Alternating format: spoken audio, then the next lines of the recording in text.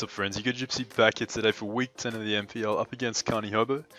It wouldn't be a match against Carnie if he didn't bring his favorite mon, Cradley. So yeah, we're going up against Carnie. Should be a fun one. Carnie's got a pretty solid squad. He's got some unorthodox mons like Mega Net on his team, which usually people would kind of look down upon that mon, but Carnie actually uses it really well, and he's used it time and again really solidly. So that's definitely something I had to account for in building. And then he has threats like Diggersby, which just has the potential to murk any defensive core in the game. Really, like nothing is safe from the power of Diggersby. So that's definitely something I've got to be aware of. As you can see, he's brought the Nihilego, which is a pretty solid threat. Now that I have Jubilate on my team, it kind of shuts it down if I run a specially defensive spread, except obviously I'm not bringing Jubilate this game, so I do have a couple of ways to check it. But it's an interesting one. Like, it's either going to be like a Scarf set, maybe a Lure set with like a Shukaberry, or even a Focus Sash set, guaranteeing he gets rocks up, or T-Spikes up if he chooses to bring that. But obviously I've got 2 poison types, so it's not really in his best interest, but you never know. Then he's got the Heatran. Pretty solid check to Mega Guard, except it's not a solid check to Mega Guard. But yeah, it could be a few things. Could be offensive. More than likely, it's a bulky variant to tank Hyper Voices. And then he has Conkelda, which could be a breaker. It could be an Assault Vest variant or like some sort of berry. It could even be a defensive mon to take on hits from Inferno. I don't really see like a Life Orb breaking variant coming, but it could definitely come to break Shaman for stuff like Diggersby. That's definitely potential. Like a Sheer Force Life Orb variant with Poison Jab could really dent Shaman, making a potential Diggersby sweep late game far easier. But again, if he brings that, it's just food for my guard, and I don't even think an Assault Vest variant can take on my guard at +1. So that's definitely something to take note of. Then he's put the Hydreigon, pretty solid mon, kind of checked by my muck. Depending on his coverage, and he's got the Cradley, which could be a number of things. It could be a really cancerous like stockpile set, which was definitely something I was considering in the match, and something I'm going to discuss later on as we get into it. It could be like a stockpile infestation toxic set, something like that. I think it may get cursed too, I'm not too sure, but yeah, it gets a few tricks, and Carnie likes his setup. He usually brings like Double Dance, or like Willow Rest, Calm Mind, Mega Bennett, which is something I have to account for. He also had Tapu Bulu on his team, which is a massive threat. When coupled with the fact that he has Diggersby on his team, if his Bulu is like a banded variant with Mega Horn, it can really weaken my Shaman for Diggersby to sweep. If it's like a Scarf set. And yeah, so he definitely had some threats. Like, most of his roster is kind of arsed with like Plusle and like Pidgeot and stuff, but he does definitely have some threats, and he's brought most of them this game. So yeah, prepping for this match was definitely fun, but also interesting. But I'm going to jump into the team that we've got today. So we have like a pretty standard like Life Orb sweeping Scolipede, rocking Protect just in case I need to protect up versus like a Scarfed Hydreigon or even like a Starmie, guaranteeing I get that +1 speed. Scolipede is obviously one of the mons we gained in the transaction of last week, so we traded off Latios, Dragonite, and Heracross for Scolipede, Goodra, and Jubilate. So yeah, pretty whack trade, but still kind of tight because Scolipede's a fun mon, and the others were kind of essential too. So yeah, Scolipede's looking to put in work. If I can weaken the Diggersby, it'll die to an Earthquake or a Mega Horn. Obviously Nihilego gets blown back by Earthquake, so does Heatran. Conk takes on Poison Jabs relatively well, but if I get it weakened, it's not going to appreciate it like a Life Orb Poison Jab. Hydreigon obviously drops to a Mega Horn, and Cradley is pretty susceptible to Mega Horn once I get it chipped down. So Scolipede's looking like a pretty solid late game win con once I determine his sets. My Uxie this week is a helmet. A Rocky Helmet defensive spread, basically just to ensure I get some chip on Diggersby, putting in range of my Scarfed Mach Punch on Inferno if it comes down to a situation where he's like an SD quick attack variant. I just want to get as much chip on Diggersby as possible. It also lets me chip down the Conkelda, putting it in guaranteed Hyper Voice range if he's in Assault Vest variant, as well as getting nice chip on stuff like U-Turn Hydreigon if he does want to go for that. But it also helps me versus the Tapu Bulu, which was another threat in his team. So I got Psyshock for the Nihilego as well as the Conk. It does like 30 to 40% on the Conk, which is pretty solid, coupled with Rocky Helmet chip. I've got Knockoff and U-Turn. Knockoff is pretty solid versus his team, just to knock off items like a boosting item on Diggersby, as well as like Black Sludge or potential Shukaberry on the Nihilego, but as I said, Psyshock does well over 50 to Nihilego, so that's pretty nice. Knocking off trends like Shukaberry could be pretty clutch because I do have HP Ground's Guttable, which is pretty nice. And yeah, so knocking off a Shukaberry could be really clutch in that sense. U-turn is just solid, letting me gain momentum if he's in with like Conkelda versus my Uxie, and he fears like a Psychic or something like that, and it lets me get momentum throughout the match. Obviously rocks aid in my Scolipede sweeping late game. They also aid in Guard and Infernape being able to wear down his team. So then we have a pretty bulky Calm Mind, Wish, Hidden Power Fire, Hyper Voice set on my Guard. Basically like this set can 1v1 non-Iron Tail Hydreigon, which is pretty nice. Flash Cannons won't be doing much after like I get some Calm Minds up and I start wishing. It can take on Starmie, even like a Life Orb set after I've got a Calm Mind up. I can wish comfortably versus it. At +1 I can tank a Sludge Wave from max special attack Nihilego. I actually live a return from Scarfed Adamant Diggersby with the investment that I have, and my Hidden Power Ground is going to be Okoing bulky Heatran after rocks, unless he's like max, but I do expect him to be running a little bit of speed with like max HP or something with like quite a lot of speed F, but I do Oko if I get some chip on him, as well as the rocks damage. That's pretty nice. And obviously Hyper Voice Oko's blows back the Hydreigon. If I get into a situation where I've determined that his Diggersby is like a non-Scarfed variant, my Hydreigon, my Guard can really just win late game. It was also pretty solid for a potential Banette if he did bring out like a Mega Banette, as Hyper Voice does Oko at +1. And then we have my defensive Shaman this week, rocking Leech Seed, Synthesis, Seed Flare, and Air Slash. Reason for Air Slash is that it does decent chunks to Tapu Bulu. I didn't really want to, I kind of considered running HP Poison, but then again he doesn't really have much of a reason to bring Bulu versus me because I do have multiple ways of checking it. And if he does want to run a Breaker variant, he has to run, he kind of suffers like 4 move slot syndrome versus my team because I have stuff like Toxapex, Zapdos, Jubilade, which all kind of take it on and wall it. Like Toxapex doesn't appreciate Banded Woodhammer, but he really can't hit Jubilade for much, and I'm getting that Grassy Terrain recovery, and I have potential Wish support with Guard. So yeah, Bulu probably wasn't going to come, and I felt like Air Slash would be pretty solid versus if he did bring Bulu, plus versus the Conk if it's not an Assault Vest variant, as well as getting sort of, if you guys have been watching my matches, I've been getting lucked like crazy these past few weeks, and Air Slash is more than likely to hit as opposed to Seed Flare. So if I need like guaranteed chip on stuff like Diggersby or like his Conk for instance, I'm better off going for Air Slash statistically than I am going for Seed Flare because, I'm not trying to miss out here. So then we have my Infernape. My Shaman's also creeping like Adamant max speed. Tapu Bulu if it comes to that. I don't really think he'd bring Jolly. If he brought it, it was going to break, and Jolly doesn't break as well as Adamant does. Then we have my Infernape. It's a Scarf set this week. Originally he was thinking about Life Orb, as Life Orb really just wrecks him, but like stuff like Life Orb Mac Punch just does so much work versus his team. Like his fighting answer on his team does not exist. It's Conkelda, that's his fighting check. As Nihilego is really piss weak on the defensive side. So Nape's looking to, really solid in this match.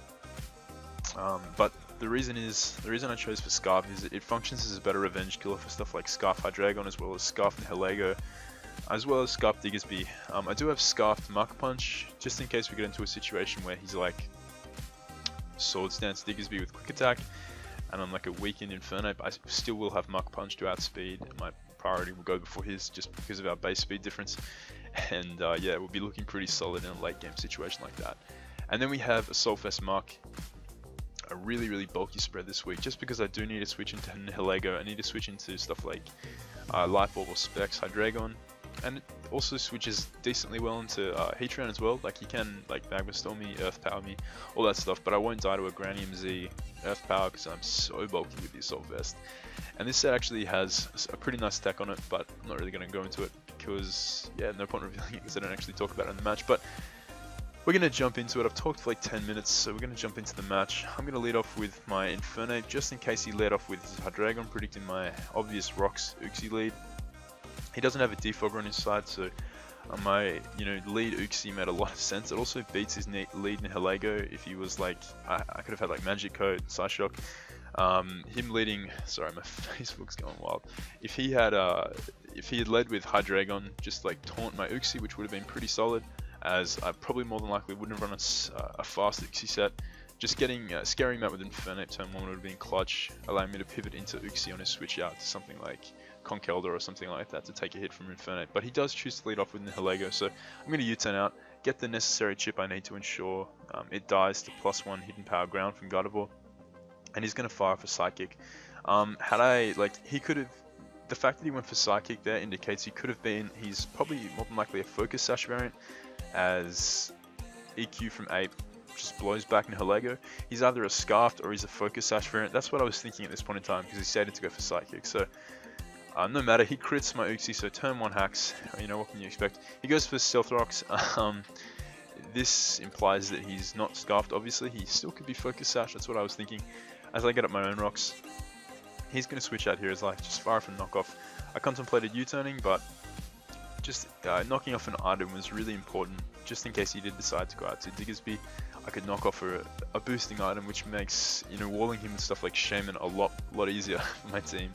Takes off some of the pressure. So he goes into his Hydreigon, reveals that he is Choice Scarfed. I'm going to switch out to Muck here. Thought about this for quite a while. Contemplated going for U-turn. Heavily considered going straight into Guard, but I don't really want Guard to take like a Dark Pulse. I'd rather go into my Muck and then pivot to Guard on like a potential Earth Power. But he goes for Fire Blast here. Now, I really did contemplate going to Guard here, as it does dodge a Dragon move. It dodges an Earth Power because I trace Levitate. But Guard is really solid. Like, Guard is really solid in this match. Muck isn't as important because he didn't bring his Burnett. cough the tech.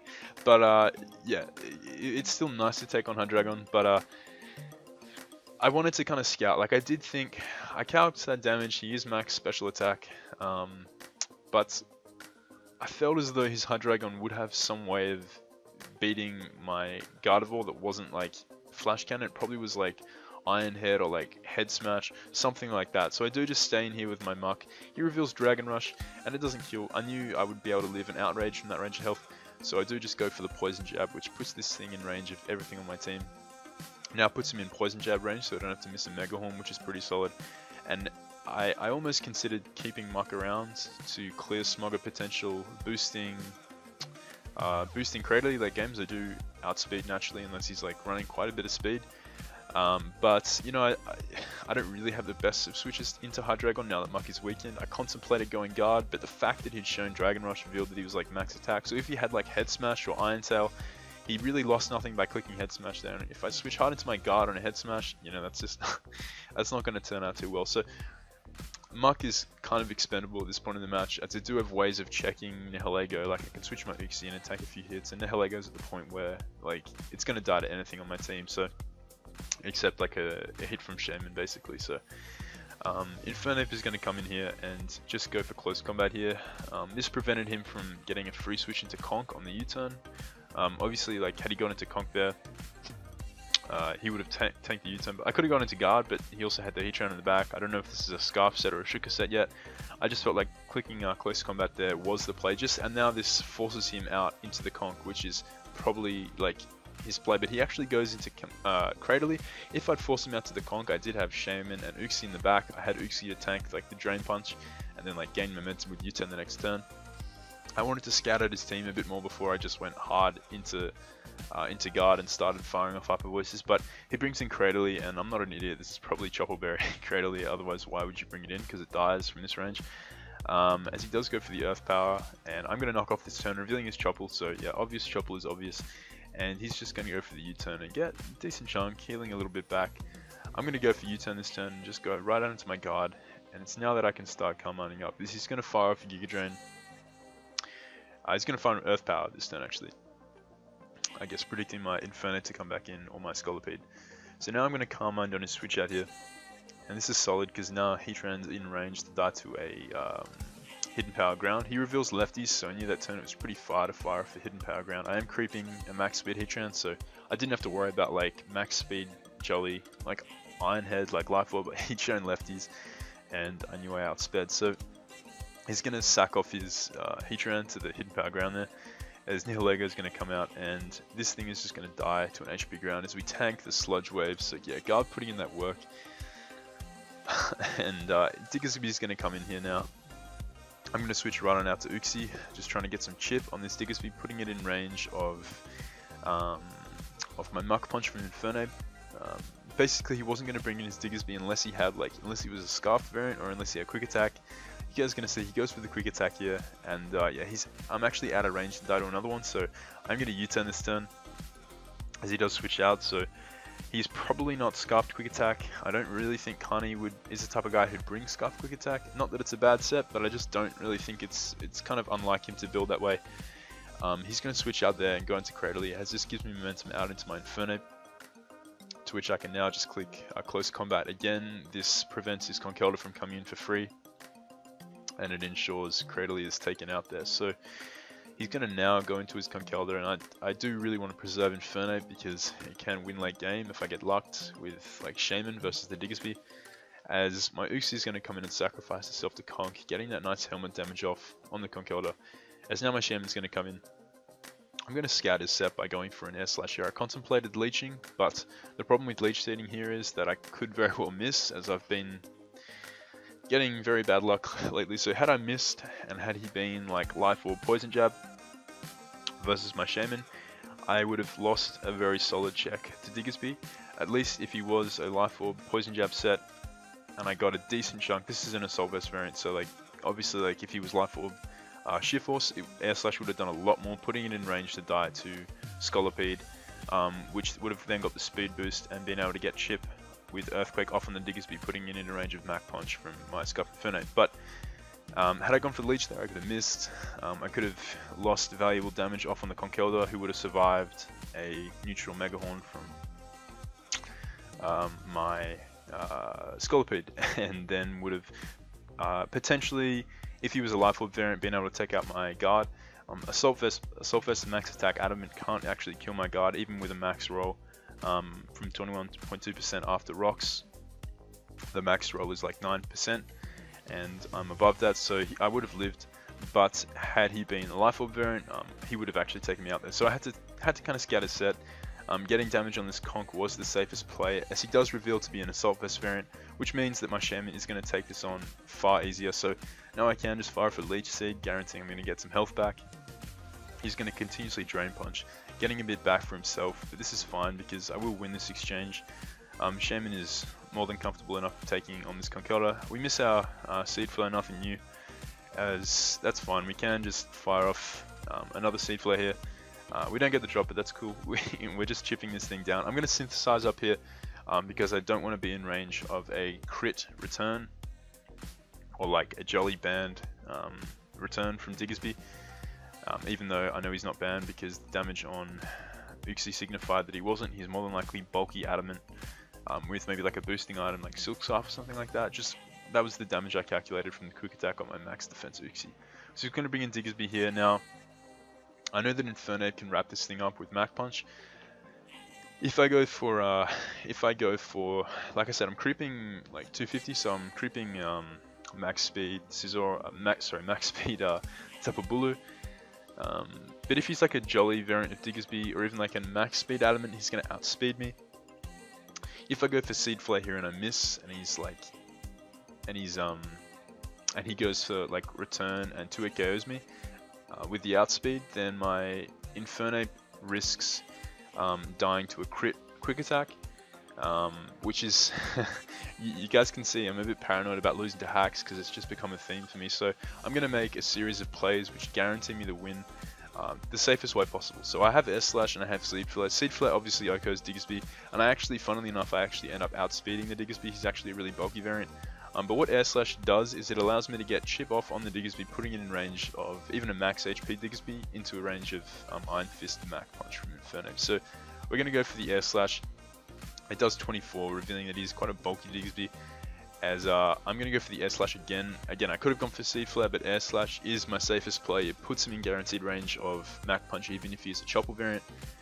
And he's going to go for the SD that turn, as we do get the flinch on Diggersby, which guarantees us the game here. So Like, had he taken out my Shaman with a +2 return there, I had Scarfed Quick Attack, Scarfed Mark Punch, Infernape in the back. So that flinch at the end really only preserved me a differential point if he was able to kill my Shaman, which